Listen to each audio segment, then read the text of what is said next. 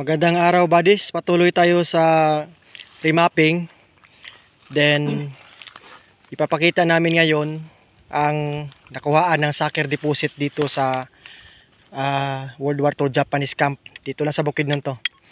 So itong nakita natin pyramid to, pero pinutol na dati nila ng mga nauna. Yan, pinutol na. Actually pyramid ito eh. Yan. Okay. Tingnan natin mga yan. Harap ng bundok. Okay. So kung pansinin natin ang bato na to, may taas siya na 3 feet or 1 yard. Talagang kinakating to dito, you know. Yan, may cutting siya. Yan, ito pinutol na ng mga unang treasure hunter. Akala nila may laman, pero wala. May makita tayong letter D. Yan. Or half moon. Yan, klaro na okay, diba? Yan. Dito na po yung letter D. So, deposit here. Okay, dito naman yan. Klarong-klaro ang tabas. Yan. Okay, yan siya ang letter D. Ayan. Ito siya ang bato. Okay. So, na-check na natin to sa norte. Yan.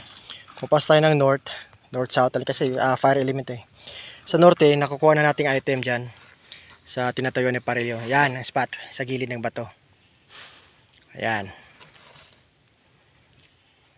Okay. Small deposit lang yan. Okay.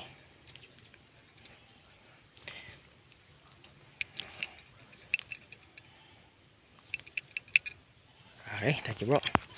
May nakatumpok din ng mga bato doon. West-west alignment, okay? Balik muna tayo dito. Kasi ito yung base natin eh. Okay, galing dito sa spot. So, norte may mukha ng animal marker. May hole. May hole dito. Parang mata siya pag tingnan natin sa malayo. Ayan. Okay, so dito ang item. 12 feet galing dyan. Dito siya tatama. Ayan. Okay. So dito na. So ang angle naman ng pyramid sa old tree, yung base na yan, kahoy na yan, is 45 degrees. Ang bakasimot 2 to 5 doon, bakasimot 45 degrees. So 2 to 5 tayo doon. Ibig sabihin southwest direction. Okay, puntahan natin to doon kasi doon nakuha ang soccer deposit. Okay, tandaan, isa lang itong reference, walang laman to. Yan. Yan ang may hole. Yan. Distance yan. Kukuha tayo ng 25 meters niyan. Okay. So ngayon, diretso tayo sa puno ng kahoy. Yan. May madadaanan pa pala tayong mga marker. Ito siya. Yan. Okay. So talagang maraming load dito kasi kinampuhan talaga eh. Okay. So tingnan natin mamaya yan. So dito muna. Ito yung puno ng kahoy na century tree. Sa harap niya may bato. May slash tapos may triangular hole. Yan. Yan. Okay. Ganyan siya. So 2 to 5 degrees galing dito.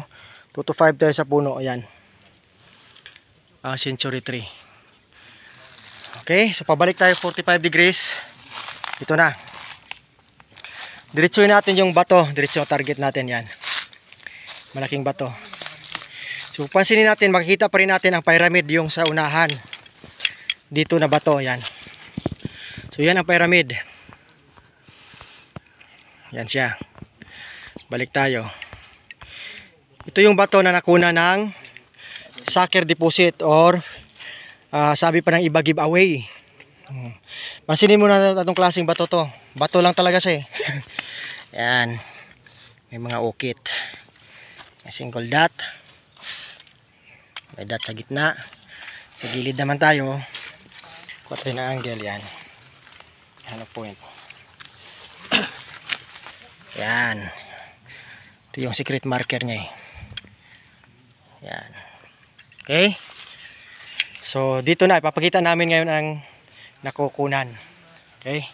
Please Parilio. Okay. So galing dito sa top, yan. Yan na siya. BBM to, naka-fix to na ba to? Ayan. Dito. Ito, didiretso to na guhit pababa. Diyan na sa arko. Okay. Diyan nakuha ang quick deposit. Ito pang tabon niya eh. Yan. Ayan. So ayan. Diyan nakukuha. Okay, makinis no. Okay.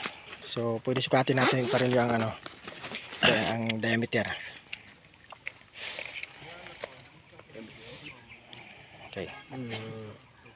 18 inches. 18 inches ang diameter niya. Sa taas baba. 18 no? Okay. Ang palalim galing dito sa wall papunta doon. Meron siyang 1 foot sarado. 1 foot. So yan. Okay, sarado 1 foot paloob. So marami-rami din.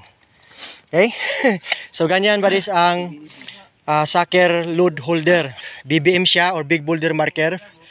Then may marking sa taas. Kung i-check natin to ang guhit niya yan. Didiri babangga yan dyan sa crack. So sinundan lang crack nila dito para makuha tong cover. Ito pang cover nakalibaon to dito eh. Kung baliktarin natin to, parang paano siya no? Ano to yan? Yan. Yan, kinis. Parang pabuntis na no? Type. Yan siya. Yan. Okay. May dot din yan dyan. Maliit. Maklaro ang dot mo. Siminto lang kasi. Yan. Kita pa siminto. Kita pang siminto sa gilid. Okay. So yan siya buddies. Tingnan natin yan. Masin nyo mabuti. Simple lang. Sa harap lang siya ng old tree. So galing sa old tree, mga 8 yards lang or 24 feet. Yung galing naman sa pyramids, ayan. Tatakbo siyang na 25 meters papunta dito. Kasi naka 258 eh. Northeast southwest alignment. Yan. Okay? Top view. Yan. Nasa gilid lang. Nakita din kami nito sa nakuhaan dati sa sa Imbayaw, Bukidnon pa rin. Ganito ang setup nila. So yan. Big boulder. Tapos sa gilid. Okay. Malaki. At least may idea kayo kung may natitira pang mga sucker deposit, may idea kayo. Hindi na sa ilalim yan, sa gilid lang. Yung cover niya. Yan. Yan. Binasag talaga yan. Medyo matagal-tagal na ito nakuha.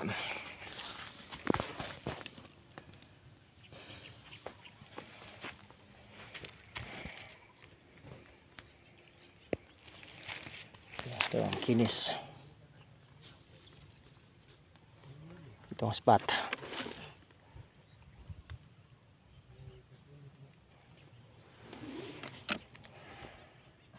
Ang ganda no? Mas maganda pag tayo makakuha. So yan lang muna buddies ang pinapakita namin. Hopefully may natutunan kayo sa vlog na ito. Patuloy lang tayo sa pag-explore. Hindi tayo hinto hanggang makakuha din ng mga items. Nakaka-enjoy to kasi ma-exercise pa tayo, then pag maka-hits magkapera pa tayo. Okay. Once again, this is Chris Sniper saying eat, sleep, and explore. Then Bansay.